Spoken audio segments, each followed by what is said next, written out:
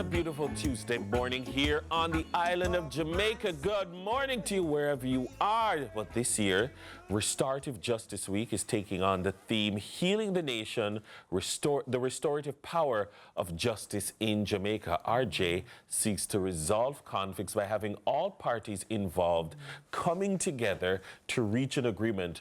Through its initiatives, over 8,000 participants across the island have benefited from the training sessions, including members of the religious fraternity, schools and communities, helping to ensure a more peaceful and harmonious society.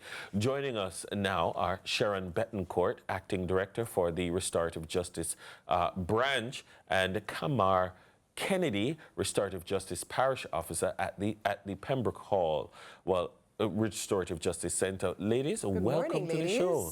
Good morning. Good morning, and thank you for having us. Awesome. Good to have you. Now, when many people think of justice, they view justice within the lens of punitive justice, that for justice to happen, punishment must be exacted.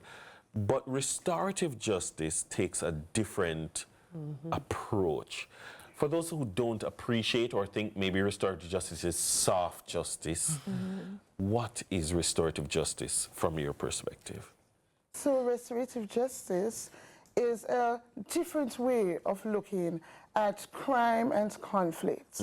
So it has persons who have been involved in a particular offense coming together in the aftermath to see how they can work things out.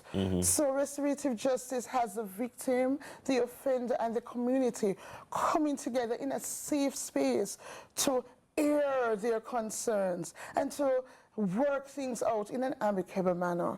So, for example, we have, in Pembroke Hall, anyone knows Pembroke Hall knows we're famous for our mango trees there, the nice East Indian and the Julie mangoes. And of course, you know what mango trees do. They create a mess.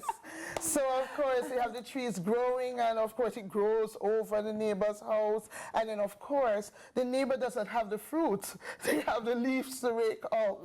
And that can cause a little bit of trouble. So I had the victim come to me one day and say, "Miss, I'm tired. I'm just tired of talking to this neighbor about this. I'm really tired. I'm up to my wit's end. I can't take it." I said, "You know what? Come to the center. Let us talk together about it." And they came, and can you believe that those two persons who were at odds left that meeting feeling so different? They felt relieved. They could see eye to eye now. And guess what? The reports are that they are still living harmoniously. And sharing mangoes. And sharing mangoes. But let's talk a little bit about why this is literally something that should just be a natural part of any society, because conflicts are going to arise, and there must be a way to find amicable solutions in a way that allows us to live together in a harmonious way. Walk me through some of the initiatives that have happened. So we have Restorative Week is an annual affair. So mark your calendars. Every first week in February, we have Restorative Justice Week. And once we have Restorative Justice Week, we have a suite of activities to mark this event so that persons get to know what exactly is restorative justice. And one thing we need to add, it does hold the offender accountable.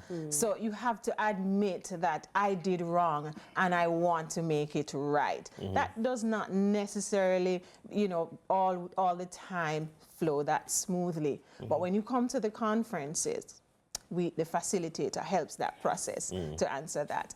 And so part of our activities this week is on Sunday, we started with an awesome church service. That was in Ellis Baptist Church, St. Thomas. And that was really and truly a very good service. So this week, Monday through to Wednesday, we're having a media bits, and we're asking persons to tune into your favorite radio or TV station to learn more about restorative justice. And on Tuesday, which is today and perhaps even tomorrow as well, we're having an event called Pondy Corner. Every single center will be out in the street telling persons exactly what restorative justice is and how they can access restorative justice. And on Thursday, we have an initiative along with the victim services, that's restorative justice in school. And we're going to have that on Thursday. We close out the week on Friday with our Restorative Justice Conference. This is where we bring academia and where we bring the life lessons and the skills together so that we can chart the way forward and talk more about how restorative justice can impact this country.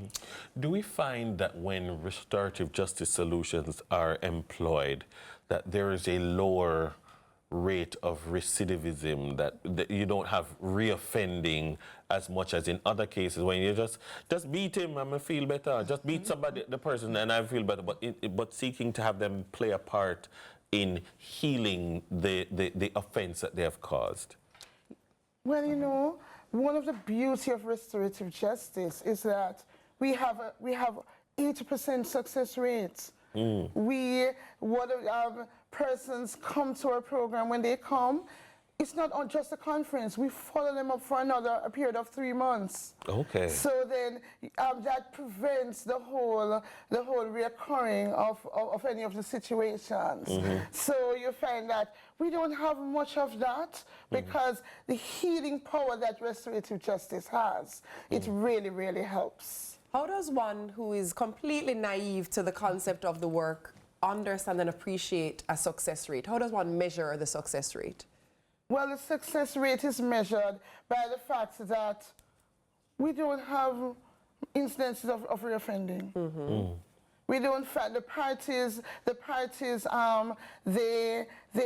they can truly say that the intervention, the techniques that we use truly helps. The circles truly helps. And you mentioned before that you're going to be out on the corner on Friday. Tell me about how do we get on the corner? Like, how do people in each community access these centers to be able to, you know, get support and help? So we have a center in every parish, and you can call Ministry of Justice at our toll-free number 888-JUSTICE. You can follow us on our social media pages. That's at MOJ Official JM. We're on X, Instagram, and our YouTube channel, as well as you will see every single person in some of the different communities, especially some of the inner city communities, and you will see us there, and you can access the information. You can access our facilitators, our parish officers right there in any one of our centers. Sounds like a great job. I'm looking forward to it. I hope you have an excellent week, a very successful one, because definitely restorative justice matters. And I think that there's a space for it in the broader system of how we administer justice in Jamaica. So thank you for the work that you do. Thank you too. And I want you to remember, restorative justice is justice that heals. All right. There you have it. That's the message. That's the takeaway. Thank you. Special thanks to Sharon and Kamar for this powerful conversation. All right, let's work together in healing the nation. We'll be right back.